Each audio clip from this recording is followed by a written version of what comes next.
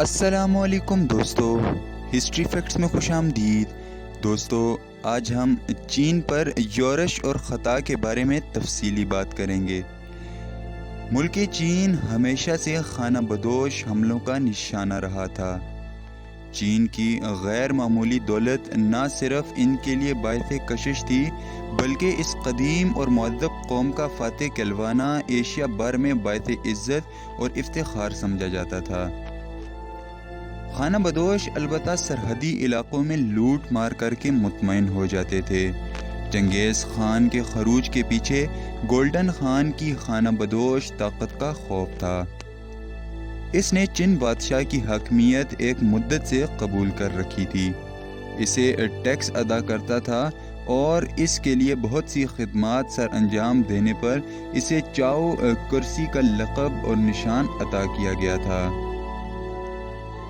یہ نشان وانگ خان کے قافلے کی بھی علامت تھا، لیکن اب چونکہ چنگیز خان منگول بر کا خان بن چکا تھا، اس لیے اسے یہ توقع تھی کہ چین بادشاہ کے لیے منگولیا میں طاقت کی نئی شکل کو قبول کرنا مشکل ہوگا۔ سرحدوں پر ایک طاقتور حکمران چین کے لیے ایک مسلسل خطرہ تھا، اگرچہ چین حکمرانوں نے 1206 تک اس کا اظہار نہ کیا تھا۔ اس کی وجہ یہ تھی کہ سنگھ کے ساتھ ان کی جنگ چھڑ چکی تھی۔ 1208 میں امن کے حصول کے بعد سنگھ کو دگنا خراج ادا کرنے اور چین کو اپنا حکمران تسلیم کرنے پر مجبور کر دیا گیا تھا۔ ملک چین کو زمانے کی دست برد سے بچانے والی عظیم دیوار کے پیچھے رونما ہونے والے واقعات بلند و بالا ایشیا سے قطعی مختلف تھے۔ یہاں تقریباً 5000 سال پرانی انسانی تہذیب آباد تھی، جن کی 30 صدیوں پر محیط تاریخ رقم کی جا چکی تھی، اور یہاں بسنے والے انسان جنگ و جدل کے ساتھ ساتھ مراقبوں اور ریاستوں میں بھی اپنی زندگیاں گزار چکے تھے۔ کبھی ان انسانوں کے آباد خانہ بدوش ہوا کرتے تھے۔ گھڑ سواری اور تیر کمان کا استعمال ان کی زندگیوں کا لازمی جز تھا، لیکن 30,000 سالوں نے انہوں نے کہیں نقل مکانی کرنے کے بجائے شہر تعمیر کرنا شروع کر دیے تھے، اور اس دور میں خاصا کام کر بھی ڈالا تھا۔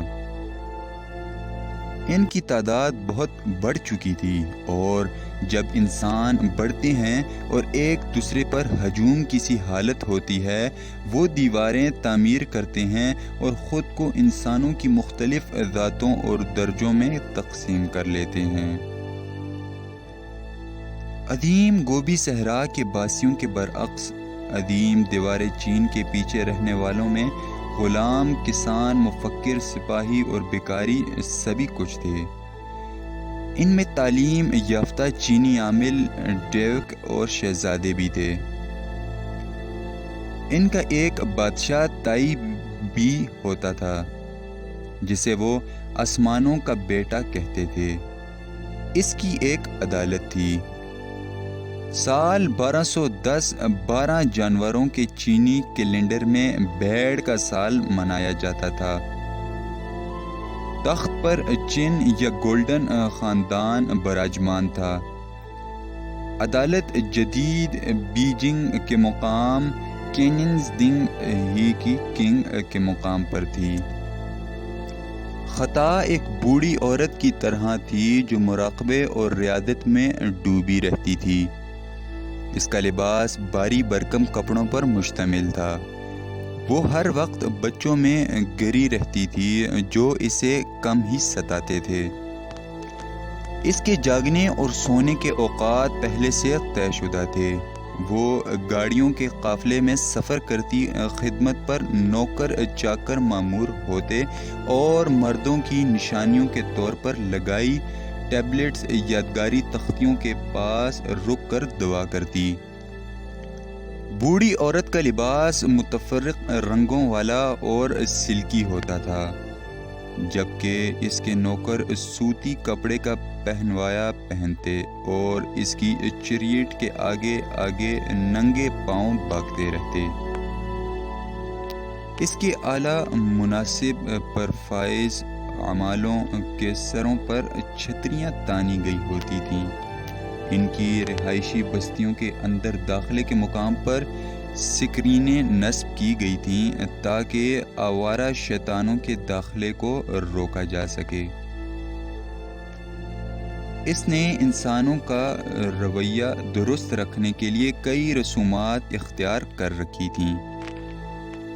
ایک صدی قبل شمال کی طرف ملکی چین میں داخل ہونے والے نیم وحشی خود چین تھے۔ انہوں نے عظیم دیوار کے پیچھے خود کو انسانوں کے سمندر میں جذب کر لیا، ان کی رسومات کو اپنا لیا، ان کے پہناوے پہن لیے اور کیتھے کی طرز زندگی اور رہن سہن میں گھل مل گئے۔ کیتھے کے شہروں کے اندر گنگناتی ندیاں اور پانی پر چلنے والی بحری تھے، جہاں مرد شباب کے مزے لوٹتے تھے۔ عورتوں کے ہاتھ میں روایتی گھنٹیاں تھیں جن کی مدا مردوں کو لمباتی تھی۔ پگوٹا کی چھت پر بیٹھ کر مندر کے پجاریوں کی باتیں سنتے۔ انہوں نے بھولے وقتوں کی تحریر کردہ یموکتب کا گہرائی سے مطالعہ کیا اور ٹی آنگ کے منعقد کردہ جشنوں کا تذکرہ کیا۔ وہ چین کے آدمی تھے جن کا اولین کام سلطنت کی تابعداری تھا۔ اگرچہ ماسٹر کو آنگ کے دور میں وہ شاہی سواری کو دیکھ کر فقیر کستے تھے کہ بدی آگے اور نیکی پیچھے جا رہی ہے، یا کوئی آوارہ منش شاعر نشے میں دھت دریا کنارے چاند کی روشنی کے سحر میں کھویا دریا میں جا گرتا ہے اور ڈوب جاتا ہے، یہ موت اسے دوام بخش جاتی ہے۔ قرون وسطیٰ کا رمتا گویا شاعر مستغرق تھا، ستارہ شناس چھت پر بیٹھا ستاروں کی حرکات میں محو تھا۔ دیواروں کے پار سے کسی پرندے کی کوک صدا نہیں دے رہی تھی، صرف لمبی رات کی خاموشی میں ہوا سرگوشیاں کر رہی تھی اور موت کے بھوت غم و یاس کی کیفیت میں ادھر ادھر سرگرداں تھے۔ ڈوبتا ہوا چاند گرتی برف پر چمکنا چاہ رہا تھا، ہر تیر ضائع ہو چکا تھا، ہر کمان ٹوٹ چکی تھی، جنگ کے گھوڑے کی طاقت جواب دے چکی تھی۔ یہ فوج کے پنج استعداد میں جکڑ ہانلی کا شہر تھا۔ گویا مغنی شاعر ایک ایسی تصویر دیکھ رہا تھا جس میں خود موت ہر سور قصاں تھی۔ اہل خطا کے پاس جنگی انجن اور قدیم چریٹ تھے جنہیں گھوڑے کھینچتے تھے۔ اس کے علاوہ پتھر پھینکنے والی منجنیقیں تھیں جن کے رسے کھینچنے کے لیے وہ 100 انسانوں کی طاقت درکار تھی، اور ان کے پاس اڑنے والی آگ تھی جسے بانس کے سوراخ دار ڈنڈوں کے ذریعے پھینکا جاتا تھا۔ جب سے مسلح دستوں اور چریٹ نے ایشیا کے میدانوں میں نقل و حرکت کی تھی اور جنگی کمانڈر کے منصوبوں پر غور کرنے کے لیے ایک قلعہ نما عمارت تعمیر کی گئی تھی، تب سے اہل خطا کے لیے جنگ لڑنا ایک آرٹ کا مقام پا چکا تھا۔ کوانٹی جو جنگ کا دیوتا تھا، اس کے پاس پیروکاروں کی کمی نہ تھی۔ اہل خطا کی طاقت ان کی تربیت یافتہ افواج اور انسانوں کی ایک کثیر تعداد کے نظم و ضبط میں پنہاں تھی۔ ایک کمزوری کا ذکر کرتے ہوئے ایک خطا کا بادشاہ 7 صدیاں قبل لکھا تھا کہ ایک حکمران فوج کو بادشاہت کی طرح چلا کر اس پر بدقسمتی کے سائے ڈال سکتا ہے جب اسے ان حالات کا علم نہ ہو جو فوج کو درپیش ہیں۔ اسے لنگڑی فوج کہتے ہیں۔ اور اس سے سپاہ میں بے چینی پھیلتی ہے، اور جب کہیں فوج میں بے چینی پھیلتی ہے تو انار کی جنم لیتی ہے اور فتح کہیں دور رہ جاتی ہے۔ خطا کی کمزوری اس کا حکمران بادشاہ تھا، جو خود توین کنگ سے نکلتا نہیں تھا اور قیادت سیادت کی جملہ ضروریات اپنے جرنیلوں پر چھوڑ دیتا، جبکہ عظیم چینی دیوار کے اس پار بیٹھی خانہ بدوش منگول فوج کی طاقت اس کا بے مثال خان تھا، جو خود فوج کی کمان کرتا تھا اور اپنے عہد کا یکتا رہنما اور جرنیل تھا۔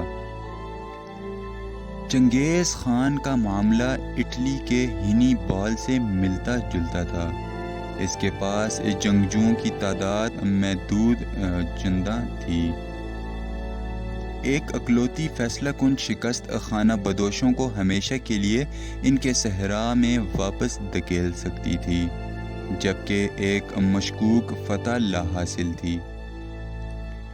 چنانچہ انسانی جانوں کا ضیاع چاہے زیادہ ہو یا کم، فتح فیصلہ کن درکار تھی۔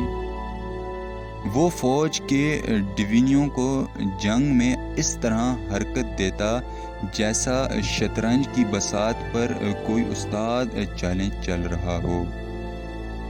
ماضی میں جب خطا کے اقتدار کا سورج پوری آب و تاب سے چمک دمک رہا تھا، بادشاہ نے عظیم دیوار کے پار بسنے والے خانہ بدوشوں سے مال غنیمت کا مطالبہ کیا تھا۔ کمزوری کے ایام میں خطا کی سلطنتیں خانہ بدوشوں کی طرف چاندی، ریشمی سلک، تیار شدہ چمڑا، قیمتی تراشا ہوا پتھر اور اناج و شراب سے لدا ہوا کاروان بیچنے پر مجبور تھیں۔ یہ ایک طرح کی سیاسی رشوت تھی تاکہ خانہ بدوش ان خطا پر حملہ آور نہ ہوں۔ کئی درباری مورخ اسے شان و شوکت کا اظہار گردانتے ہیں اور دوستی کے طائف قرار دیتے ہیں، لیکن طاقت کے سالوں میں ایسے طائف کے بدلے خانہ بدوش خانوں سے تاوان طلب کیا جاتا تھا۔ ماضی کے قبیلے نہ ان شاندار طائف کو بھولے تھے اور نہ ہی خطائی اعمال کے غم و غصے کو، بلکہ ان کو سرپہیٹ پہننے اور کمر پر پیٹھی باندھنے والوں کی عظیم دیوار کے اس پار کبھی کبھار کی مہم جوئی بھی یاد تھی۔ چنانچہ مشرقی گوبی کے لوگ زریں بادشاہ کی برائے نام رعایا تھے۔ کہنے کو مغربی میدانوں کے امراء کے پاس علاقے کا انتظام و نثر عام تھا۔ چنگیز کا نام سرکاری اعمالوں کی فہرست میں باغیوں کے خلاف کماندار کی حیثیت سے درج تھا۔ حسب دستورین کنگ کے ہر کار منگول خانہ بدوشوں سے گھوڑے اور مویشیوں کا تاوان لینے پہنچ گئے، لیکن اس مرتبہ منگولوں نے یہ تاوان ادا کرنے سے انکار کر دیا۔ ان حالات میں صورتحال کا اندازہ لگایا جا سکتا ہے۔ چنگیز کے رویے کو دو الفاظ میں بیان کیا جا سکتا ہے: ہوشیار اور منتظر۔ گوبی کے اندر اپنی مہمات کے دوران چنگیز نے عظیم دیوار کا بغور جائزہ لیا تھا اور اس کے میناروں کے اوپر بنے دروازے اور اینٹوں اور پتھر سے بنی اس مضبوط ترین تعمیر پر گہری نگاہ ڈالی تھی، جس پر 6 گھوڑ سوار بیک کے وقت دوڑ سکتے تھے۔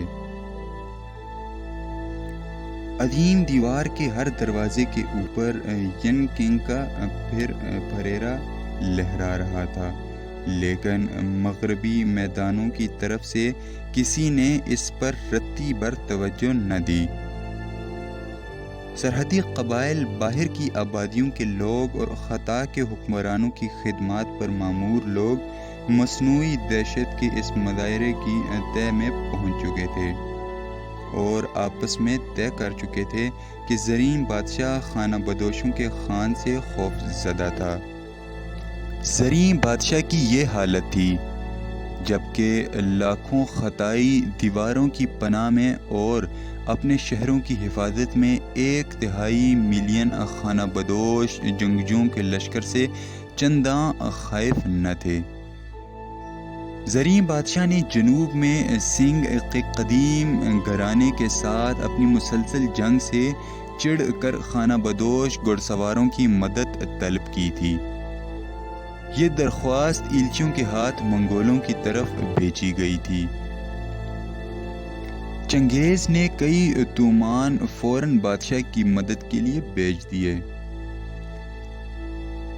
چینی نویان اور دوسرے کئی اور خونوں کے ان گھڑ سوار ڈینیوں کی کمان کی۔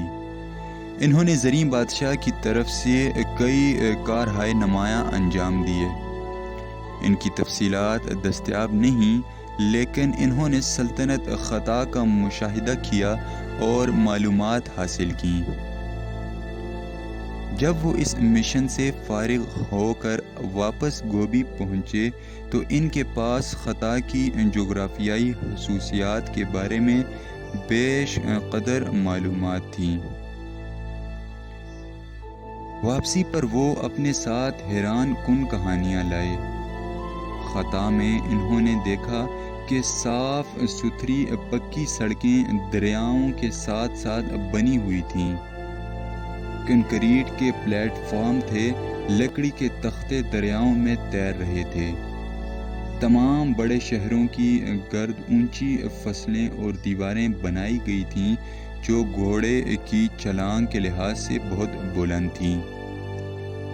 خطا میں مرد ہر رنگ کی سلکی کپڑا اور بنیان پہنتے تھے، حتیٰ کہ ایک عام غلام زیادہ سے زیادہ 7 بنیانیں زیب تن کرتا تھا۔ قدیم شاعروں کے برعکس جوان شاعراء اور دربار میں روایتی قصے کہانیوں کے بجائے سلکی سکرین پر الفاظ تحریر کر کے پیش کرتے تھے۔ عام طور پر یہ تحریریں یا اشعار عورتوں کی خوبصورتی پہ مرکوز ہوتے تھے، لیکن یہ کام فن کا نادر نمونہ تھے۔ چنگیز کے فوجی افسر اپنے خان کی طرف سے عظیم دیوار کی طرف پیش قدمی کے احکامات کے منتظر تھے۔ انہیں خوش کرنے کے لیے خطا کے خلاف بپھرے قبائل کا منہ موڑنا چنگیز کے لیے نسبتاً آسان تھا، لیکن اس کے نتائج خطرناک بھی ہو سکتے تھے۔ تاریخ کے اس موڑ پر، جبکہ اس کی اپنی سلطنت نوزادی تھی، مشرق میں خطا کی مہم میں شکست کی صورت میں اس کے دشمنوں کے لیے منگول نوآبادیات پر بلا بول کر اگلے پچھلے حساب برابر کرنے چنداں مشکل نہ ہوتا۔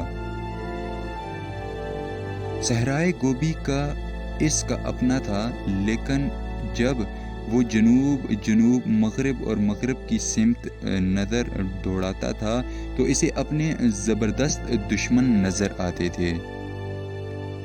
جنوب کی جانب تجارتی قافلوں کی گزارگانانلو کے ساتھ سیاہ کی ظالم سلطنت تھی جو ڈاکو ریاست کہلاتی تھی۔ یہ پتلے اور ٹیڑھے میڑے تبتی باشندے تھے جو پہاڑوں سے اتر کر خطا ریاست کی حدود میں گھس گئے تھے اور لوٹ مار کر کے قانون کی خلاف ورزی کے مرتکب ہو رہے تھے۔ ان کے مزید آگے ایک پہاڑی سلطنت تھی جہاں کرگز خانہ بدوش اردو آباد تھے۔ ان کا پھیلاؤ مغرب کی جانب تھا۔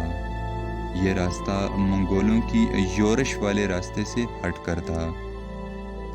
ان تمام شورش پسندوں کے درمیان میں رہتے ہوئے چنگیز نے اپنی اردو کے چھوٹے بڑے دستے مختلف مہمات پر بھیجے۔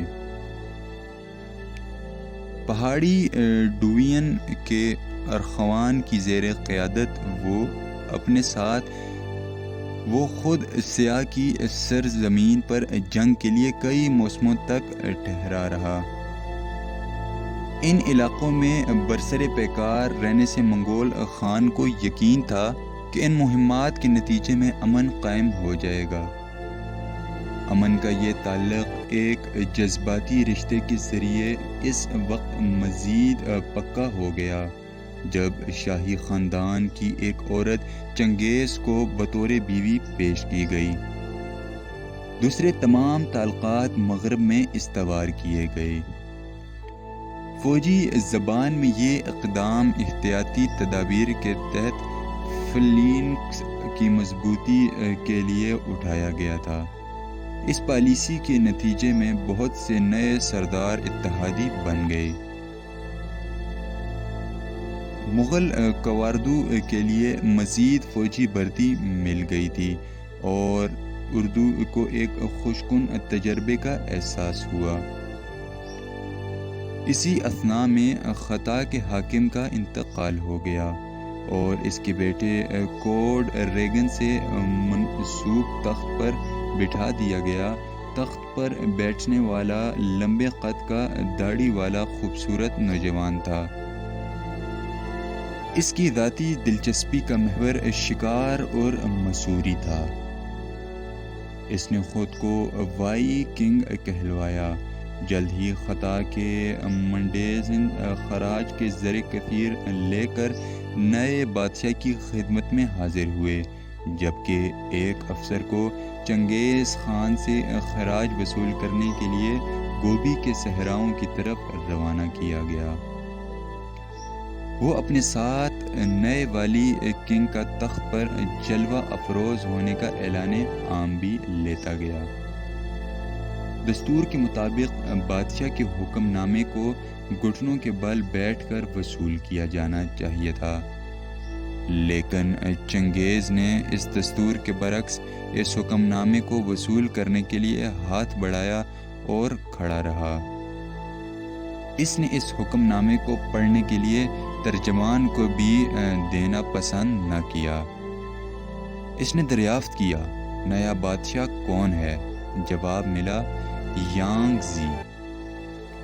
اپنا سر جنوب کی طرف گھمانے کے بجائے خان نے تھوکا اور کہا، میں سمجھا تھا کہ آسمانوں کا بیٹا ایک خاص آدمی ہوگا، لیکن یانگ زی جیسا کمزور اور ادنا شخص اس تخت کا حقدار نہیں ہو سکتا۔ میں کیوں ایسے شخص کے لیے خود کو بے عزت کروں؟ یہ کہہ کر وہ اپنے گھوڑے پر سوار ہوا اور گھوڑا دوڑاتا چلا گیا۔ اسی رات ارخوان کو خان کے دربار میں طلب کیا گیا۔ ان کے ساتھ نئے اتحادی بھی تھے، جن میں مغربی ترک کے شیردل سردار اور ایڈی کل کے عقاب شامل تھے۔ اگلے روز ایلچی کو خان کے حضور طلب کیا گیا اور اسے ایک پیغام دیا گیا جسے اسے زریں بادشاہ کو پہنچانا تھا۔ منگول کا کہنا تھا، ہماری ریاست اس قدر منظم ہو چکی ہے کہ اب ہم خطا کا دورہ کر سکتے ہیں۔ کیا زریں بادشاہ کا ملک اس قدر منظم ہے کہ وہ ہمارا استقبال کر سکے؟ ہم ایک ایسی فوج کی مائیت میں آئیں گے جیسے ایک دھاڑتا سمندر چڑھائی کرتا ہے۔ اس سے کوئی فرق نہیں پڑتا کہ ہمارا واسطہ دوستی سے ہوتا ہے یا دشمنی سے۔ اگر زریں بادشاہ ہمارا دوست بننا پسند کرتا ہے، ہم اسے اپنے ماتحت اس کی ریاست کی حدود میں عنان حکومت دیں گے۔ اگر جنگ کا انتخاب کرتا ہے تو یہ اس وقت تک جاری رہے گی جب تک ہم میں سے ایک فاتح اور دوسرا شکست کا مقدر حاصل نہ کر لے۔ اس قدر تضحیک سے بھرپور پیغام اس سے قبل کبھی نہ بھیجا گیا تھا۔ چنگیز خان اس وقت صحیح خطا پر حملے کا فیصلہ کر چکا تھا۔ جب خطا کا بوڑھا بادشاہ ابھی حیات تھا، قبائلی دستور کے مطابق چنگیز خان خود کو اس کا وفادار تصور کرتا تھا۔ ایلچی یین کنگ واپس ہو لیا، جہاں وائی وانگ کی عدالت تھی۔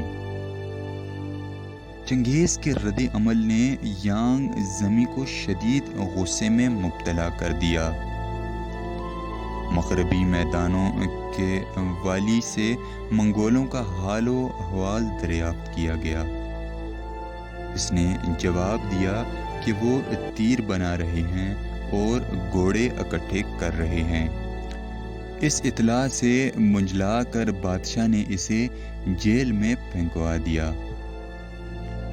موسم سرما آخری انگڑائیاں لے رہا تھا اور راستے مسدود ہونے کے سبب منگول ان ایام فراغت کو جنگی تیاریوں کے لیے استعمال کر رہے تھے۔ وہ تیر بنا رہے تھے اور صحت و توانا گھوڑے اکٹھے کر رہے تھے۔ یہ زریں بادشاہ کی بدقسمتی تھی کہ چنگیز اس پر ایک فیصلہ کن حملے کے لیے بھرپور تیاریاں کر رہا تھا۔ چنگیز نے خطا کے شمالی حصے میں وائی کنگ کے حریف لیو ٹنگ کی طرف ایلچی بھیجے اور اسے تحفے تحائف روانہ کیے۔ چنگیز جانتا تھا کہ یہ جنگجو ماضی کے زریں بادشاہ کے ہاتھوں اپنی شکستوں کو بھولنے نہ تھے۔ خان کا ایلچی لاؤ سلطنت کے شہزادے سے ملا اور دونوں کے درمیان اشتراک کا ایک معاہدہ طے پایا۔ خون کی لکیر کھینچی گئی اور دستور کے مطابق تعلق مضبوط کرنے کے لیے تیر توڑے گئے۔ طے پایا کہ لاؤ کے جنگجو خطا کے شمال کی طرف سے حملہ کریں گے اور منگول خان اس کے بدلے اس کے سابقہ تمام مقبوضات اور اعزازات لوٹا دے گا۔ چنگیز نے دل جان سے اس معاہدے کی پاسداری کی اور ایک طرح سے لاؤ کے شہزادے کو اپنے ماتحت خطا کا حاکم بنا دیا۔ دوستو، آج کے لیے اتنا ہی، ملتے ہیں اگلی ایپیسوڈ میں۔ تب تک کے لیے اپنا خیال رکھیے گا۔ خدا حافظ۔